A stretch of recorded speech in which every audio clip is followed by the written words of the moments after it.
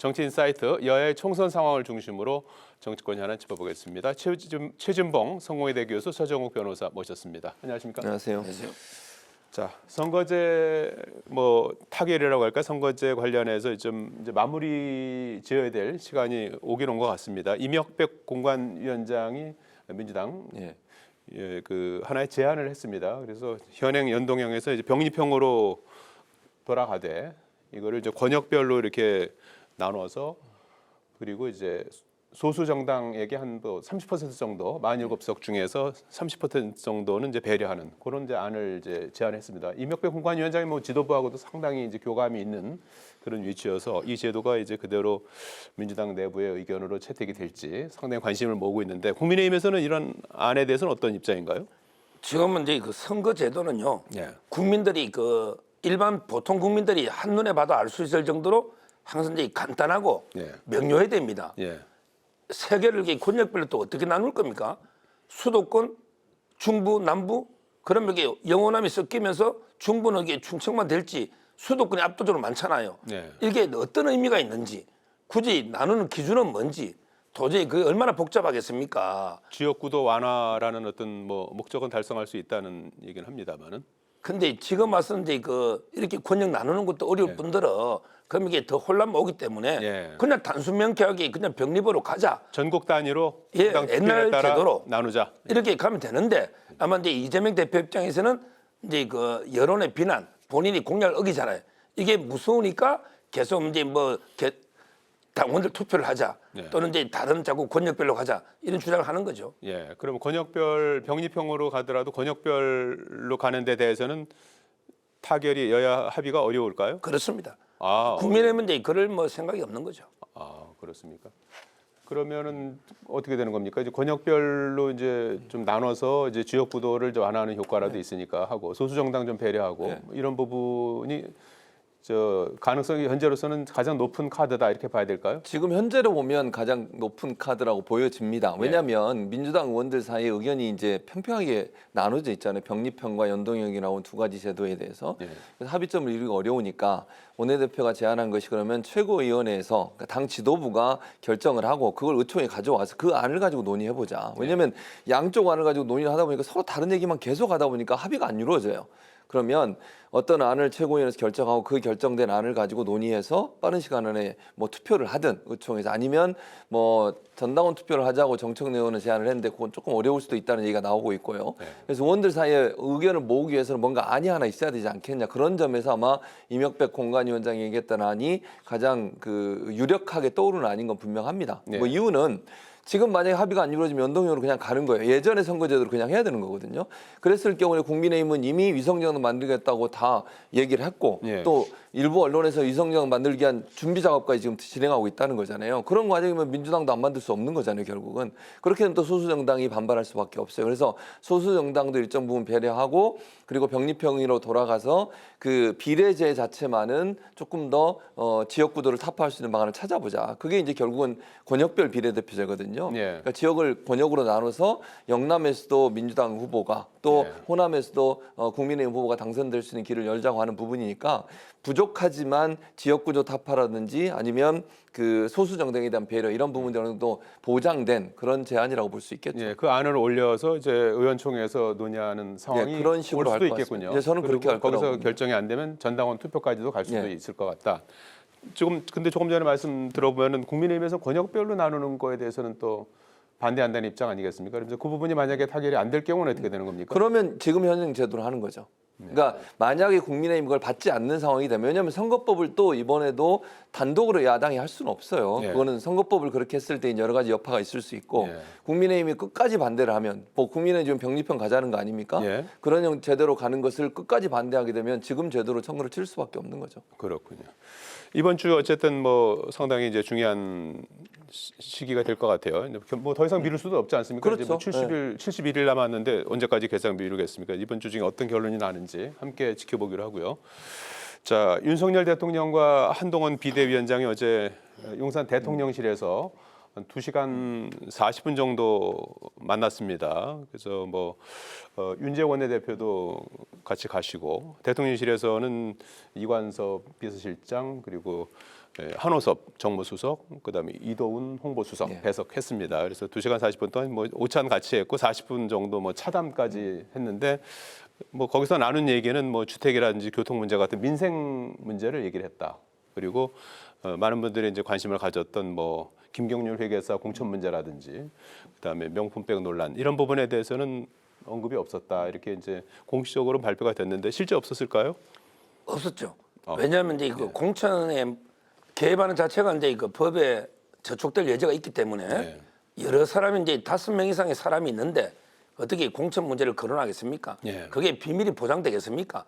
실제 공천 문제는 뭐 없는 걸로 알고 있고 그리고 이제 김건희 여사 뭐 파우치 문제도 예. 이것도 이제 이미 뭐 한동훈 위원장 입장은 처음부터 일관됐기 때문에 굳이 그 자리에서 논의할 필요는 없었다 이렇게 보입니다. 예. 그래서 이제 이번에는 정책으로 민생으로 이제 그 원팀을 복원한 하나가 된 이런 이제 그 만남이죠. 예. 대표적으로 이제 그 철도 지하화 문제 이게 아주 중요한 공약입니다. 예. 이 부분 그리고 이제 그 주택이나 중대재해법 이런 이제 여러 가지 민생 이야기가 있었다 이렇게 보면 돼요. 예, 민생만 얘기했다. 어떻게 보셨나요? 말도 안 되는 얘기죠. 무슨 민생만 얘기했겠습니까 저기서. 예. 이제 서정훈 변호사는 그냥 저렇게 얘기하시는 건데 예. 겉으로는 당연히 민생만 얘기했다고 할 수 없죠. 예. 선거에서 얘기하는 순간 대통령의 정치 개입이 돼버려요. 그건 예. 법적으로 큰 문제가 발생할 수 있습니다. 그래서 공식적으로 저렇게 얘기하지만 한동훈 비대위원장과 대통령 사이에 여러 가지 뭐 갈등의 요소들도 있고 저는 아직도 그 갈등이 끝났다고 보지 않아요. 예. 내관은 살아있다고 보는 건데 그런 여러 가지 얘기를 했을 겁니다. 또 공천 관련된 얘기도 했을 거라고 저는 개인적으로 추측을 해요. 물론 이건 100%제 개인적 추측이란 말씀을 드리고요. 2시간 거의 한 40분 정도 되잖아요. 아주 긴 시간입니다. 되게 짧은 시간이라고 보기 어렵고요. 근데 민생 얘기도 했겠죠. 물론 그것도 안 했다고 보긴 않아요. 그런데 민생 얘기만 하고 끝났을 거냐. 저렇게 대통령실까지 불러가지고 밥도 먹고 대마도 하고 차도 마시고 이런 과정을 통해서 어쨌든 여러 가지 얘기들이 나눴을 가능성이 저는 있다고 봅니다. 그 과정에 당 운영이나 또 총선 관련된 얘기는 뭐 불가피하게 들어갈 수밖에 없어요. 지금 사실은 대통령실이나 비대위원장이나 가장 중요한 안건이 뭡니까? 총선입니다. 네. 어떻게 총선을 이길 거냐는 문제인데 단순히 민생 얘기만 가지고 총선을 이길 수 있다고 보지 않다고 저는 보고요. 공천 문제나 아니면 여러 가지 그 앞으로의 어떤 갈등 요소로 남아있는 문제들에 대해서 얘기가 오갔을 가능성이 저는 있다고 봐요. 그래서 그런 부분이 어떤 얘기인지 우리는 알 수 없지만 두 분이 이제 어쨌든 공식적으로 만나서 대화를 한 거니까 그 내용들은 상당히 다양한 얘기들이 나누어졌을 가능성이 높다 이렇게 저는 생각합니다. 예, 두 분이 그 부분에 대해서 상당히 이제 엇갈리는 분석을 해주셔갖고서 실제 뭐 거기 뭐 여러 사람들이 참석했기 때문에 거기서 그런 얘기가 있었는지 없었는지는 조금 시간이 지나면 또 알려질 수도 있을 것 같아요. 뭐 단 두 분이 만난 게 아니니까 그렇죠. 그래서 그건 좀 더 시간 지나면서 확인해 보기로 하고 그러면 두 분 사이에 두 사람 사이에 갈등이 이제 봉합이다 동결이다 이제 이런 언급이 있었는데 뭐 상처가 완전히 이제 뭐 아물었을까요? 어떻게 보십니까? 갈등이 이제 그 봉합된 게 아니고요. 예. 오히려 이제 옛날보다 더 굳건해진 겁니다. 아, 땅이 이제 굳으려면요 예. 비가 좀 내리대요. 비가 좀 내리고 예. 천둥번개도 치고 이게 벼락도 치고 이래야만 이게 땅이 더 굳어집니다. 비 온 뒤에 땅이 더 굳어진다. 우후 예. 비가 온 뒤에 지실 예. 땅이 더 실해지는 굳어지는 예. 저는 옛날에 21년 동안에 물론 이제 인간적인 신뢰가 있죠. 눈에 넣어도 안 아플 정도로. 예. 근데 이번 이제 갈등을 상당히 그 생산적으로 창조적으로 이제 갈등을 풀면서 오히려 이제 옛날에 21년보다 더 굳건한 동지에 이제는 이제 진짜 운명 공동체다 원팀이다 이걸 이게 더 확인한 따라서 이제 그 갈등이 풀린 정도가 아니고 예. 옛날보다 더 굳건해졌다 이래 보면 돼요. 아, 그렇습니까? 그러면은 뭐 이제 명품백 논란이라든지 뭐 공천이라든지 이런 부분에서 이제 완전히 완팀이 될 수 있다.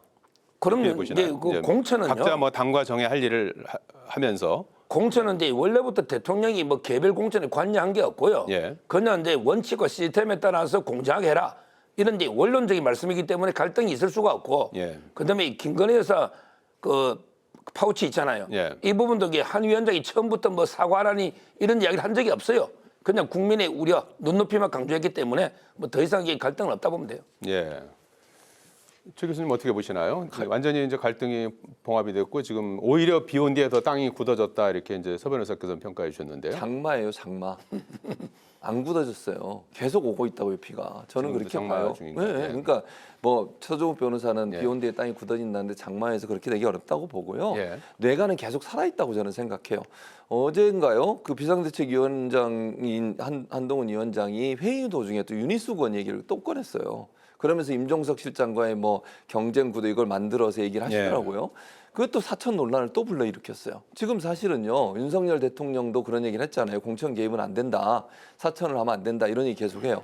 그런데 왜 한동훈 비대위원장 그러면 몇몇 사람들을 꼭 집어가지고 얘기를 하고 그 사람들에 대해서 어느 지역에 나가면 좋겠다. 누구랑 경쟁하는 것이 어떻다. 이런 얘기를 하는 것은 공천의 일정 부분 본인도 영향력을 행사하겠다고 하는 의도로 들린다는 거죠. 지금 이게 한두 번이 아니잖아요. 뭐 예를 들면 지금 뭐 지난번에 산업통상부장을 박문구 장관을 포함해서 김경률 회계사 그다음에 원장관 얘기 이거 쭉 지나오면서 계속 이런 얘기가 나오고 있어요. 앞으로 저는 그럴 거라고 생각해요. 그러면 공천 과정에서 소위 이제 윤석열 대통령의 이제 측근이라고 하시는 분들 이런 분들이 공천에 일정 부분 또 영향력 행사하거나 아니면 본인들이 직접 출마할 가능성이 있는데 그런 것에 대해서 과연 마냥 모든 것을 다 포기하고 한동훈 비대위원장이 있을 거냐 하는 부분에 논란이 될 수 있다고 저는 봐요. 그러면 그게 또 하나의 뇌관이 될 수 있고 두 번째는 김경률 비대위원 문제도 해결됐다고 저는 보지 않습니다. 약간의 뉘앙스는 바뀌었지만 기본적으로 한동훈 비대위원장의 말은 뭐냐면요. 말을 바꾼 게 아니라 자기가 사과하란 말을 한 적 없다. 그건 맞아요. 근데 국민적 관점에서 실망스러운 부분이 있다는 말을 했잖아요. 애둘러 얘기한 거잖아요. 그 입장을 바꾸진 않았어요. 계속 물어보면 뭐라 그래요? 이미 다 말씀드렸다. 김경률 비대위원에 대해서도 그거에 대해서는 더 이상 얘기할 생각이 없다. 이렇게 얘기하면서 넘어갔어요. 그 말은 사퇴를 시킬 생각이 없다고 저는 분석이 되거든요. 그런 상황이라면 이 문제가 앞으로도 대통령실과의 관계에서 껄끄러운 지점으로 남아있고 언젠가 또 공천 문제나 아니면 총선이 진행되는 과정에서 사과 문제가 또 불거졌을 때 과연 한동훈 비대위원장이 계속 이런 태도를 취할 것인지 아니면 또 다른 내관으로 불거질 건지 하는 부분은 좀 지켜봐야 된다고 저는 생각합니다. 완전히 불씨는 꺼지지 않았다 이렇게 이제 분석을 해주셨습니다. 자, 이 뭐 비슷한 뭐 흐름일 수도 있을 것 같은데 민주당이 오늘 윤석열 대통령과 대통령실 이관섭 비서실장을 공직선거법 위반 혐의로 경찰에 고발을 했습니다. 지난주 월요일에 한동훈 비대위원장이 비대위 회의 주재를 위해서 출근길에 기자들과 일문일답하면서 사퇴 요구를 거절했다 이렇게 이제 표현을 했죠. 그래서 사퇴 요구가 있긴 있었구나 하는 걸 이제 확인시켜줬는데 아마 이런 부분들을 이제 삼은 것 같아요. 그래서 사퇴 요구를 전달한 것으로 이제 이관섭 실장하고 이제 그래서 공천과 이제 당무에 이제 관여한 그런 이제 혐의로 경찰에 고발한 건데 성립이 된다고 보시는지요? 일단 이제 대통령은 재직 중에 형사상 소추 특권이 있잖아요. 따라서 이제 뭐 이런 각하죠. 대통령은 수사가 불가능합니다. 소추 특권이 있기 때문에. 그리고 이제 그걸 떠나서 이제 이걸 뭐 개입으로 공직선거 위반으로 보기 어려운 게요. 공직선거법에 개입이라는 거 어떤 걸 말하느냐면요. 옛날에 왜 그 문재인 대통령 때 그 송철호 시장 있잖아요. 당선을 이제 시키기 위해서 막 청와대 여러 개 조직을 동원해 갔잖아요. 이런 게 그 공직선거 위반이에요. 또는 이제 옛날에 그 노무현 대통령 있죠. 이분이 우리 집권 여당이 이겼으면 좋겠다 어쩌고. 그래서 이게 탄핵에 갔잖아요. 그때 그 위법은 있는데 중대한 건 아니라 했잖아요. 그 정도가 이제 공직선거법 위반이죠. 이거는 뭐냐면 당내 대통령도 이제 그 당원이잖아요. 탈당 안 하면 당원이에요. 자, 당원이라는 거는 당 대표를 지지할 수도 있고 지지 안 할 수도 있죠. 뭐 김기현을 지지할 수도 있고 한동훈 지지할 수도 있고 지지 안 할 수도 있고 이거는 당원으로서 당연한 권리이기 때문에 이걸 가지고 이게 주로 선거법은 야당을 파괴하는 야당 이거지 당내 문제 가지고 이게 뭐 공직선거 위반이다 이 자체가 이게 말이 안 되고요. 그걸 떠나서 이제 소추 특권 때문에 어차피 안 되는 거예요. 자, 당원으로서 할 일을 한 것이다 이렇게 이제 말씀을 해주셨는데, 당원이어도요 공무원이 되면 그런 얘기를 하면 안 되는 거예요. 예를 들면 당원이다가 공무원이 되잖아요. 그럼 정치적 중립성을 지켜야 돼. 법이 그렇게 돼 있어요. 그리고 대통령이 당무 개입 아까 이제 노무현 전 대통령 얘기를 잘 꺼내셨는데 노무현 대통령이 그 한마디에서 탄핵까지 몰렸잖아요. 물론 나중에 탄핵이 되진 않았습니다. 그러면 그 한마디 하는 것과 대통령의 물론 언론의 보도지만 비서실장이 와서 사퇴하시오 얘기하는 것과 비대위원장 어떤 게 더 저 당무 개입을 적극적으로 한 겁니까? 한번 물어보세요, 국민들한테. 누가 어떤 사람이 더 당무 개입을 더 적극적으로 한 것인지. 근데 그 문제에 대해서 문제가 없다 얘기하는 게 말이 되는지 제가 잘 모르겠고요. 예. 당원이라 하더라도 대통령이 된 이상 또는 뭐 국회의원 중에도 국무위원 하는 분들도 있잖아요. 이분들도 그런 말 하면 안 되는 거예요. 당원이어도. 예. 당원이라 하더라도 공무원이 되는 순간 그때부터는 정치적 중립성을 지켜야 되는 겁니다. 예. 대통령이 되셔서 그런 말씀하신 건 대단히 잘못됐고요. 예. 만약에 정말 모르겠어요. 대통령이 직접 지시를 했는지 아니면 지금 언론에 보도된 것처럼 비서실장이 가서 그냥 개인적으로 얘기했는지 잘 모르겠는데 예. 그런 부분이 문제가 되는 건 명확하다. 그리고 대통령이 뭐 형사소추를 받지 않죠. 그러나 수사는 할 수 있는 겁니다. 예. 뭐 기소를 하거나 이럴 수는 없어요.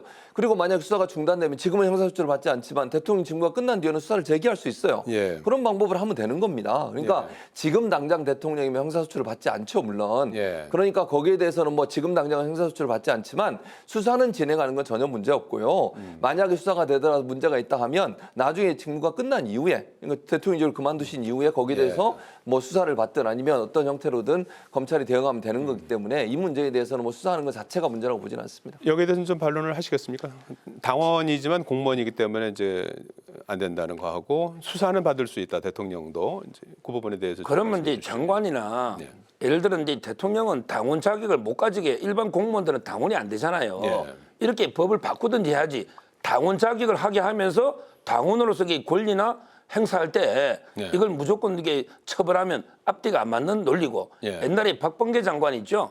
이분은 민주당 당직이 있으면서 오히려 자기는 법무장관보다 민주당이 국회의원으로서 더 중요하다. 예. 이런 데 발언도 했거든요. 아마 이제 과거에 민주당에서 했던 행태를 한번 되돌려 보십시오. 예. 그다음에 수사는 받을 수 있다 부분. 예. 기소가 안 되는데 어떻게 수사합니까? 네. 지금 이게 경찰이 뭐 대통령 불러서 수사할 겁니까? 상식에 맞는 이야기잖아요. 아니 네. 상식이 누가 기소하기 전에 수사를 하는 거예요. 수사해서 기소를 하지 기소해 수사를 합니까? 제 말은 이게 수사를 잘 수사라는 거는 하고 결과를 가지고 기소할지 불기소할지를 결정하는 거잖아요. 조사하고 수사하는 게 왜 안 되는 거죠? 근데 그 수사는 기소를 전제로 합니다. 기소가 불가능한데 수사를 하면 뭐 합니까? 원래 수사란 건 기소를 전제로 하고 역대 대통령 재직 중에 수사받은 대통령이 있습니까? 예. 이 정치 공세하면 안 돼요. 아니 정치 공세가 아니고 수사라고 하는 건 그러면 수사에서 모든 사람이 기소하는 건 아니잖아요. 무혐의 처리가 나올 수도 있고 불기소 처리가 나올 수도 있는 것이고 혐의가 있어서 수사를 하고 예를 들면 수사를 쭉 진행하다가 이제 기소를 안 한 거니까 멈춰놓고 나중에 대통령이 임기가 끝나면 그때 또 하면 되는 거예요. 네. 그 자체가 불가능하다고 얘기하는 게 제가 문제가 있다는 얘기를 하는 것이고 예. 당원이니까 괜찮다는 얘기를 계속 하시는데 당원이 그러면 국회의원이 장관 되고 이래서 막 그 자기 당 위에서 일하고 이러면 되는 거예요? 공무는 그러면 안 되는 거잖아요. 법이 그렇게 규정돼 있으면 아까 얘기한 것처럼 법을 바꾸라고 얘기했는데 법을 바꾸기 전에 현행 법에 따라야 되는 거예요. 그거 따라야 되는데 따르지 않은 것에 대해서 문제를 제기하는 것을 예. 잘못됐다고 얘기하면 안 되는 거죠. 예. 짧게 거기에 대해서 반론 안 했. 예. 이제 이 정도면 이게 시청자분들이 판단할 것 같아요. 알겠습니다. 오늘 그 이태원 참사 특별법 제2안이 국무회의 통과됐고 아마 이제 대통령이 이제 제가하면 공식적으로 거부권 행사가 됩니다. 그래서 정부 여당에서는 이제 요 참사 특별법의 핵심적인 내용이 이제 특조위 구성 아닙니까? 그래서 특조위 구성이 좀 야당에 좀 유리하게 돼 있다는 부분하고 이제 권한이 좀 위헌 소지가 있다. 이제 이런 부분들을 들어서 이제 위헌 소지가 있다 해서 거부권을 행사하는 것으로 이렇게 알려져 있는데 어쨌든 뭐 워낙 그 야당하고 이제 그 피해자 유가족들이 이제 반발이 이제 거센 그런 상황을 감안해서 이제 지원 대책을 이제 같이 발표할 거라고 합니다. 이 부분에 대해서 어떤 좀 해법이 있을까요? 저는 이 부분은 이제 그 유족들하고요. 네. 그다음에 이거 민주당의 정치 공세를 구별해가 봐야 돼요. 예. 저도 이제 유족들의 아픔에 크게 공감하고 최대한 지원이나 진상규명 필요하다. 이 점은 이제 동의를 합니다. 근데 문제는 민주당은요. 유족들의 눈물을 보는 게 아니고 오로지 이게 표만 보는 것 같아요. 항상 대형 참사를 이용해서 혹시 이게 대통령 공격 소재가 없는가? 이런 식으로 이제 그 표몰이하는 거죠. 예. 이게 바로 세월호의 교훈 아닙니까? 세월호 때 몇 차까지 조사했습니까? 국민 혈세를 수백억 투자해서 몇 차례 계속 진상규명했지만 시원하게 그 이후에 새롭게 밝혀진 게 뭐 있습니까? 그냥 외국 출장 갔다 오면서 두세 줄짜리 보고서 내고 이렇게 혈세만 낭비했지 않습니까? 저는 이 문제를 자꾸 유족과 결부시킬 건 아니고 예. 만약에 대통령이 재요구를 하면 그러면 이제 그 재협상을 해야 되는 거죠. 그리고 이제 그 독소 조항 우리 그 사법 체계하고 안 맞는 조항이 있는 거예요. 영장이라든 여러 가지 제도 차원에서 우리 기존의 사법 체계가 있잖아요. 안 맞는 독소조항 몇 개 빼서 예. 그러면 이게 재협상해서 유족들한테는 최대한 지원되도록 이렇게 법을 다시 만들면 돼요. 예, 법을 다시 만들어야 돼. 재협상을 통해서 법을 다시 만들어야 된다. 예. 어제도 유족들이요 오체 투지를 했습니다. 대통령실까 이태원부터 그 차가운 이 얼마나 날씨가 춥습니까? 온 몸을 땅에 붙여가면서 제발 이 법 그 거부권 행사하지 말아달라고. 예. 근데 오늘 국무회에서 통과를 시켰어요. 유족들이 원하는 게 그거예요. 서정욱 변호사 말처럼 유족들이 지금 이 법 거부권 행사하지 말라는 거 아닙니까? 다른 얘기 한 적 있어요? 아니 법을 고쳐달라 그랬습니까? 아니 근데 지금 현재 유족들이 요구하는 게 그건데 대통령실은 여기에 대해서 지금 거부권 행사를 하겠다는 거예요. 네. 지금 그 대통령의 재가만 나온 상태입니다. 이런 식으로 하는 것이 과연 국민의 입장에 맞는 것인가? 유족들의 목소리 제대로 좀 들으세요. 유족들은요 지금 이 법안 통과된 거 거부권 행사하지 말라는 게 유족들의 의견입니다. 자, 이제 어쨌든 뭐 대통령 이제 최종적으로 재가가 남아 있는 상황인데 이 문제가 이제 어디로 또 흘러갈지 다음에 또 한번 이 문제는 다뤄보도록 하겠습니다. 여기까지 마치겠습니다. 고맙습니다. 감사합니다. 고맙습니다.